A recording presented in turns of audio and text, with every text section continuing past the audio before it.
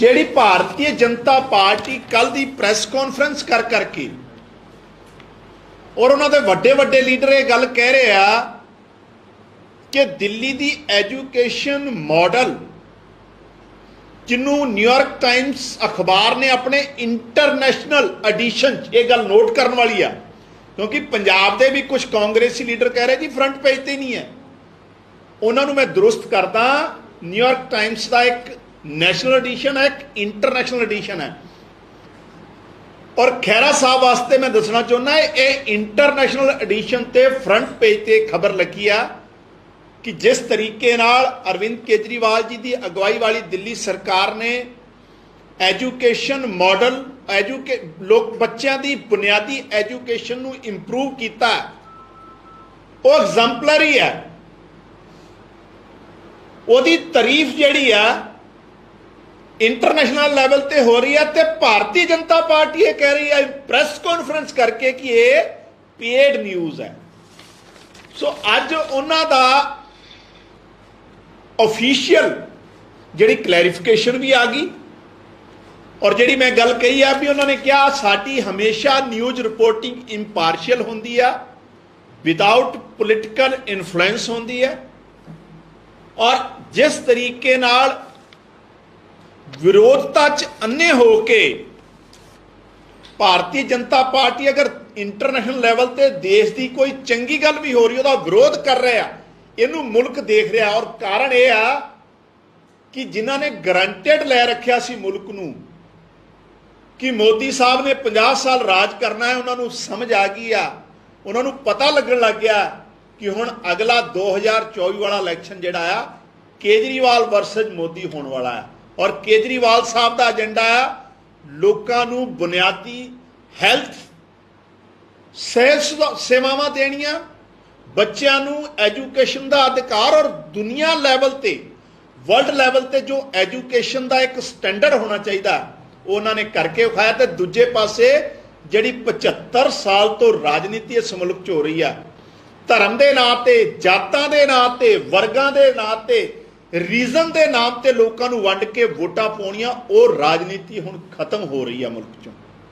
ਔਰ ਇਸੇ ਗੱਲ ਦੀ ਜਿਹੜੀ ਪੀੜਾ ਹੈ, ਜਿਹੜਾ ਦਰਦ ਹੈ, ਉਹ ਭਾਰਤੀ ਜਨਤਾ ਪਾਰਟੀ ਨੂੰ ਝਲਕ ਰਿਹਾ। ਇਸੇ ਕਰਕੇ ਆਮ ਆਦਮੀ ਪਾਰਟੀ ਦੇ ਲੀਡਰ ਸਾਹਿਬਾਨਾਂ ਨੂੰ ਝੂਠੇ ਪਰਚੇ ਦੇ ਕੇ, ਝੂਠੇ FIR ਕਰਕੇ, ਸਾਜ਼ਿਸ਼ ਨਾਲ ਔਰ ਸੈਂਟਰ ਦੀਆਂ ਏਜੰਸੀਆਂ ਦਾ ਮਿਸਯੂਜ਼ ਕਰਦੇ ਹੋਏ ਉਹਨਾਂ ਦੇ ਖਿਲਾਫ ਝੂਠੇ ਪਰਚੇ ਦਰਜ ਕੀਤੇ ਜਾ ਰਹੇ, ਪਰੇਸ਼ਾਨ ਕੀਤਾ ਜਾ ਰਿਹਾ ਹੈ। ਸਾਰਾ ਦੇਸ਼ ਜਾਣਦਾ ਹੈ ਕਿ ਮਨੀਸ਼ ਸਿਸੋਦੀਆ ਜੀ ਜਿਹੜੇ ਦਿੱਲੀ ਦੇ ਡਿਪਟੀ ਮੁੱਖ ਮੰਤਰੀ ਵੀ ਹੈ ਔਰ ਐਜੂਕੇਸ਼ਨ ਮਿਨਿਸਟਰ ਹੈ, ਉਹਨਾਂ ਨੇ ਕਾਬਿਲੇ ਤਾਰੀਫ ਕੰਮ ਕੀਤਾ ਹੈ। ਚਾਹੇ ਬੱਚਿਆਂ ਦੀ ਐਜੂਕੇਸ਼ਨ ਹੈ, ਚਾਹੇ ਟੀਚਰ ਟ੍ਰੇਨਿੰਗ ਪ੍ਰੋਗਰਾਮ ਹੈ ਜਿਹਨੂੰ ਕਦੀ ਕੋਈ ਸੋਚਦਾ ਨਹੀਂ ਸੀ। ਔਰ ਜਿਸ ਤਰੀਕੇ ਨਾਲ ਵਰਲਡ ਕਲਾਸ ਇਨਫਰਾਸਟ੍ਰਕਚਰ ਪਿਛਲੇ 6-7 ਸਾਲਾਂ 'ਚ ਉਹਨਾਂ ਨੇ ਬਣਾ ਕੇ ਪੇਸ਼ ਕਰਤਾ, ਤੇ ਸਾੜਾ ਤੇ ਪਰੇਸ਼ਾਨੀ ਤੇ ਸਾਡੇ ਵਿਰੋਧੀਆਂ ਨੂੰ ਹੋਣੀ ਆ। ਔਰ ਇਸੇ ਕਰਕੇ ਮੈਂ ਇਹ ਗੱਲ ਕਹੀ ਆ ਕਿ ਹੁਣ ਜਦੋਂ ਦੁਨੀਆ 'ਚ ਡੰਕਾ ਅਰਵਿੰਦ ਕੇਜਰੀਵਾਲ ਜੀ ਦਾ ਵੱਜਣ ਲੱਗ ਗਿਆ ਤੇ ਉਹਨੂੰ ਕੰਪੀਟ ਕਰਨ ਦੀ ਬਜਾਏ ਮੋਦੀ ਸਾਹਿਬ ਸੈਂਟਰ ਦੀਆਂ ਏਜੰਸੀਆਂ, ਚਾਹੇ CBI ਆ ਚਾਹੇ ED ਆ, ਜਿਹਦਾ ਯੂਟਿਲਾਈਜੇਸ਼ਨ ਤੇ ਬੁੰਦੇਲਖੰਡ ਦੇ ਐਕਸਪ੍ਰੈਸ ਜਿਹੜਾ 5 ਦਿਨਾਂ ਬਾਅਦ ਢਾਹ ਢੇਰੀ ਹੋ ਗਿਆ, ਉੱਥੇ ਹੋਣਾ ਚਾਹੀਦਾ ਸੀ। ਜਿਹੜੀ CBI ਦਾ ਵਰਤੋਂ ਗੁਜਰਾਤ 'ਚ ਜਿੱਥੇ 10,000 ਕਰੋੜ ਦੀ ਐਕਸਾਈਜ਼ ਪਾਲਿਸੀ 'ਚ ਸਕੈਮ ਹੋ ਰਿਹਾ, ਜਿੱਥੇ 100 ਤੋਂ ਵੱਧ ਲੋਕ ਮਰ ਗਏ, ਉੱਥੇ ਹੋਣਾ ਚਾਹੀਦਾ ਸੀ। ਜਿਹੜੀ ED ਦਾ ਯੂਟਿਲਾਈਜੇਸ਼ਨ ਉਪਯੋਗ ਵਿਜੇ ਮਾਲਿਆ, ਲਲਿਤ ਮੋਦੀ, ਮੇਹਲ ਚੌਕਸੀ ਜਿਹੜੇ ਹਜ਼ਾਰਾਂ ਕਰੋੜਾਂ ਰੁਪਈਆ ਲੈ ਕੇ ਭੱਜ ਗਏ, ਉਹਨਾਂ ਦੇ ਖਿਲਾਫ ਹੋਣਾ ਚਾਹੀਦਾ ਸੀ। ਉਹ ਨਹੀਂ ਹੋ ਰਿਹਾ। ਇੱਕ ਸਾਫ਼ ਸੁਥਰੇ ਇਮਾਨਦਾਰ ਲੋਕ ਜਿਹੜੇ ਦੇਸ਼ ਦੀ ਐਜੂਕੇਸ਼ਨ ਦੀ ਗੱਲ ਹੋਵੇ ਚਾਹੇ ਹੈਲਥ ਦੀ ਹੋਵੇ, ਇੱਕ ਨੀਤੀ ਤੈਅ ਕਰ ਰਿਹਾ ਔਰ ਸਾਫ਼ ਨੀਅਤ ਨਾਲ ਕਰ ਰਿਹਾ।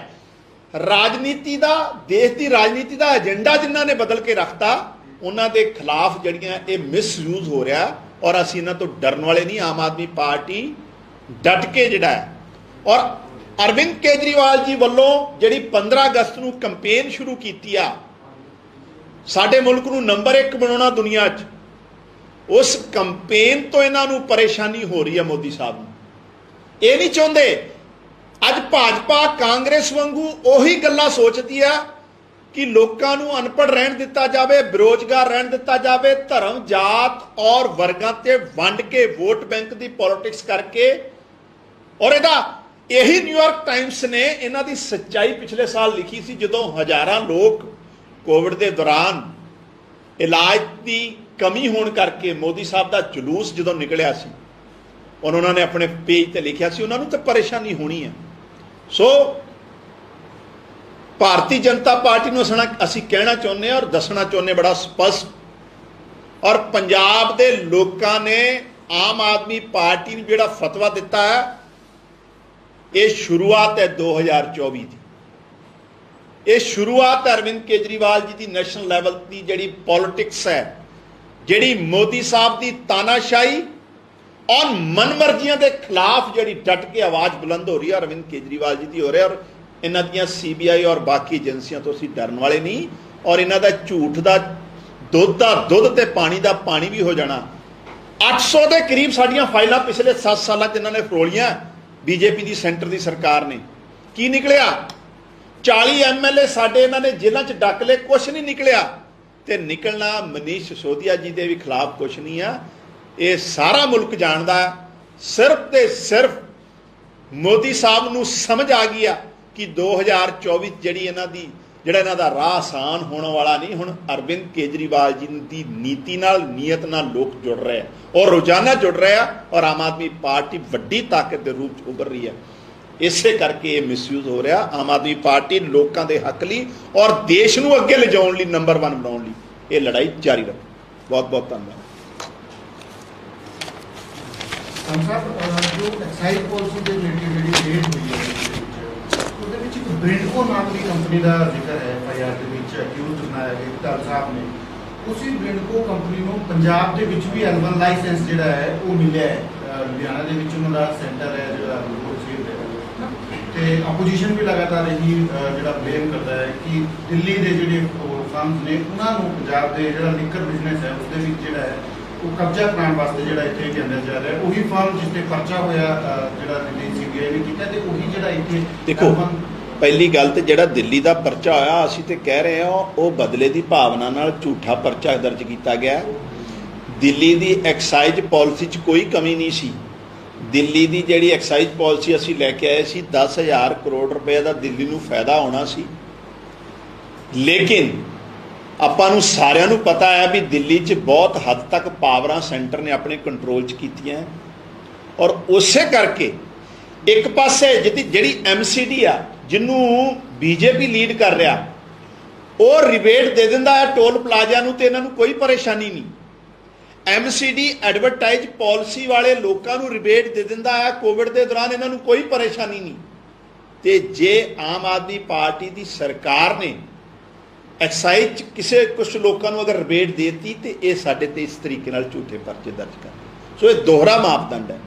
असीं अज भी कह रहे हैं साडी एक्साइज पॉलिसी बिल्कुल ठीक सी, लेकिन आपां नूं सारिआं नूं पता है साडे कोल सीमित अधिकार है दिल्ली च, इस करके सानूं परेशान करन दा जिहड़ा है काम मोदी सरकार और इहदे पिछे नीयत साफ है। अगर एक्साइज पॉलिसी ही मसला हुंदा तो गुजरात जिहड़ा एडा वड्डा स्कैम ते स्कैंडल हो रहा है, उत्थे CBI क्यों नहीं जा रही? CBI उत्थे इंक्वायरी क्यों नहीं कर रही? जिहड़ा बुंदेलखंड का एक्सप्रैसवे 5 दिन बाद ढाह ढेरी हो जाता, मोदी साहब उसका उद्घाटन करते हैं, उत्थे CBI इंक्वायरी क्यों नहीं हुई? CBI इंक्वायरी मुकुल देव ते क्यों रुक जाती है? जो भारतीय जनता पार्टी का वाइस प्रेजिडेंट बन के बीजेपी ज्वाइन कर लेंदा है, उदों CBI नूं की हो जाता है? सो ये सारा मसला है। और अरविंद केजरीवाल जी होण, मनीष सिसोदिया जी होण, सारा देश जानता, और हुण ते इंटरनेशनल लैवल ते भी जिहड़ा डंका वजन लग गया। ये लोग साफ नीयत नाल मुल्क नूं अगे ले जाउण लई और मुल्क दे भविख नूं अगे ले जाउण लई काम कर रहे, और दिन रात ईमानदारी नाल काम कर रहे। इस करके भाजपा इह साजिश रच रही है। जी जी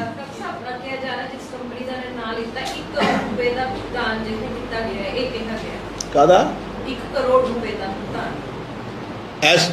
FIR च पहला तो कल ਜਿਹੜੇ मनोज तिवारी है ना भाजपा के, कल प्रैस कॉन्फ्रेंस करके कह रहे थे 144 रुपए का 144 करोड़ का ਇੱਕ ਬੀਜੇਪੀ ਲੀਡਰ ਕਹਿ ਰਿਹਾ ਸੀ 8000 ਕਰੋੜ ਦਾ ਘਪਲਾ ਕਰ ਗਿਆ, ਤੇ ਜਿਹੜੀ FIR ਹੋ ਗਈ ਉਹਦੇ 'ਚ ਇਹ ਕਿਹਾ ਜਾ ਰਿਹਾ ਵੀ 1 ਕਰੋੜ ਤੇ ਆਸ਼ੰਕਾ ਆ ਕਿ ਇਹ 'ਚ ਕੋਈ ਘਪਲਾ ਜਾਂ ਸਕੈਮ ਹੋ ਸਕਦਾ ਜਾਂ ਰਿਸ਼ਵਤ ਹੋ ਸਕਦੀ, ਜੋ ਵੀ ਆ।